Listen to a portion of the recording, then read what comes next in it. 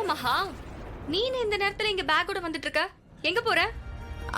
அது அது வந்து போச்சு. நல்லா மாட்டிக்கிட்டேன். யார் கண்ணிலையும் படாம போயிடலான்னு பார்த்தா கடைசியில அக்கா கிட்டயும் மாட்டிக்கிட்டேனே. இப்ப என்ன சொல்லி சமாளிக்கிறது? மகா, உன்கிட்ட தான் கேட்டுட்டு இருக்க. கேட்டதுக்கு பதில் சொல்லாம என்ன யோசனை பண்ணிக்கிட்டு இருக்க? அக்கா அது கடவுளே, என்ன இது? இப்பதான் கஜேந்திர மாமா கிட்ட இருந்து தப்பிச்சு வந்தா இங்க இப்ப திவ்யா அக்கா சொல்லி வச்ச மாதிரி என் முன்னாடி வந்து நிக்கிறாங்க. நான் என்னன்னு சொல்லி இவங்கள சமாளிக்கிறது? என்ன பண்றதுன்னே தெரியலையே. மகா, உனக்கு என்னதான் ஆச்சு? இந்த நேரத்துல பேக்கோட எங்க போயிட்டு இருக்க? என்ன மயில் என்ன போன் பண்றாரு? அச்சோ, சுத்தம். மயில் என்ன நான் போன் எடுக்கலன்னதும் திவ்யா அக்காக்கு போன் பண்றாரு போல இருக்கு. திவ்யா அக்காக்கு இப்ப நான் வீட்டை விட்டு வந்த விஷயம் தெரிய போகுது. திவ்யா, மகா யார்கிட்டயும் சொல்லாம வீட்டை விட்டு வெளியே போயிட்டா. என்னென்ன சொல்றீங்க? ஆமா திவ்யா.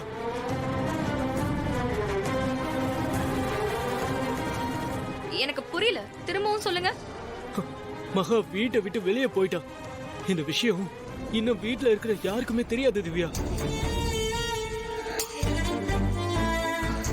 என்னென்ன சொல்றீங்க? ஏன் மகா வீட்டை விட்டு போனா? என்ன நடந்துச்சு?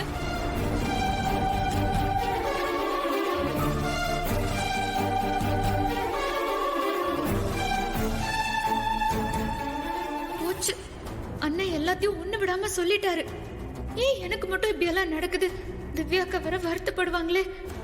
என்னையே அந்த வீட்டை விட்டு போக விடாம படுத்துற கடவுளே.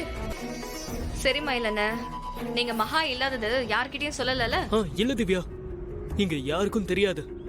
இந்த விஷயம் தெரிஞ்சதும் நான் உனக்கு தான் சொல்றேன். மகா வந்துருவா, நீங்க யார்கிட்டயும் இத பத்தி சொல்ல வேண்டாம். என்ன திவ்யா சொல்ற? மகா வந்துருவாளா?